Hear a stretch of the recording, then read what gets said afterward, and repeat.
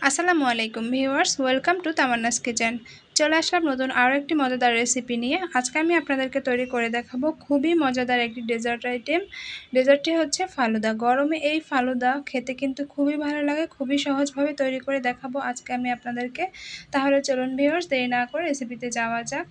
তো এখানে আমি একটি ফালুদা মিক্স নিয়ে নিয়েছি। এটা হাইকো ব্র্যান্ডের। আপনারা যে কোনো ব্র্যান্ডের ফালুদা, এটার মধ্যে 2টি প্যাকেট থাকে। এর মধ্যে একটি প্যাকেট এই যে দেখতে পাচ্ছেন, এটা হচ্ছে জেলি তৈরি করার জন্য। এখানে প্যাকেটের গায়ে লেখাই থাকে।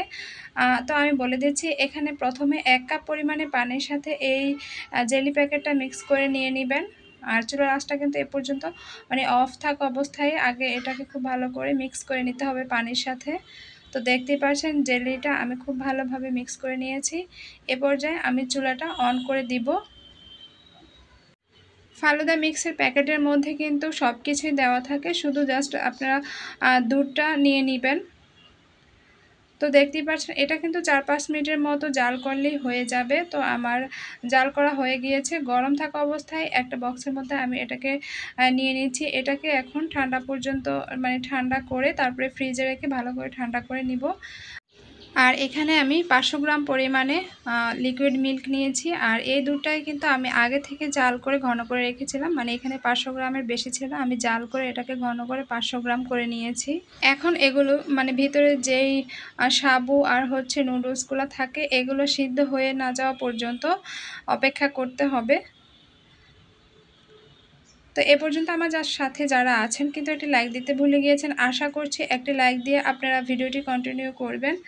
তো দেখতেই পাচ্ছেন এর মধ্যে কিন্তু সব কিছু ভালোভাবে সিদ্ধ হয়ে গিয়েছে আর দুধটাও অনেক ঘন হয়ে এসেছে, দেখেই বুঝতে পেরেছেন। তো এখন আমি চুলার আঁচটা অফ করে দিব। অফ করে এটাকে নাড়াচাড়া করে একটু ঠান্ডা করে নিব, যাতে করে উপর থেকে খুব ভারী একটা সর না পড়ে যায়। এজন্য হাওয়াটা ভালোভাবে এভাবে করে আমি বের করে দিচ্ছি। তারপরে এটাকে ঠান্ডা করে নর্মাল ফ্রিজে আমি ভালোভাবে ঠান্ডা করে নিব। তো ফিরে আসছি ঠান্ডা হয়ে যাওয়া না পর্যন্ত। তো দেখতেই পাচ্ছেন এরই মধ্যে কিন্তু জেলিটাও সেট হয়ে গিয়েছে। আমি একটি নাইফের সাহায্যে এটাকে ছোট ছোট টুকরো করে কেটে নিচ্ছি।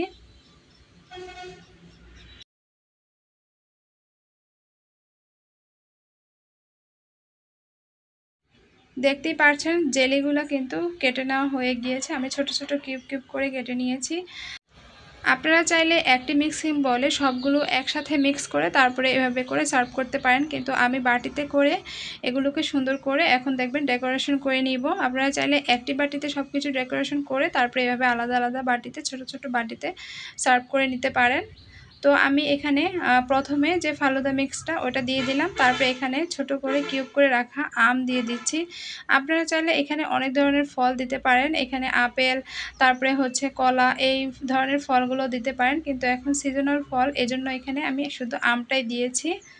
তারপরে উপর থেকে জেলিটা দিয়ে তারপরে এখানে আমি উপর থেকে ভ্যানিলা আইসক্রিম দিয়ে দিয়েছি।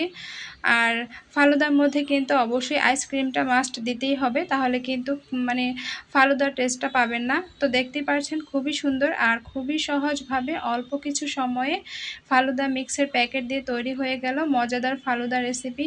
একবার হলো বাসায় এভাবে ট্রাই করে দেখবেন, খুবই ভালো হয় এটা খেতে, খুবই সুস্বাদু। তাহলে আজকের মতো এখানেই বিদায় নিই। আবারও হাজির হব নতুন কোনো এক রেসিপি নিয়ে। ততক্ষণ সবাই ভালো থাকবেন, সুস্থ থাকবেন। আল্লাহ হাফেজ।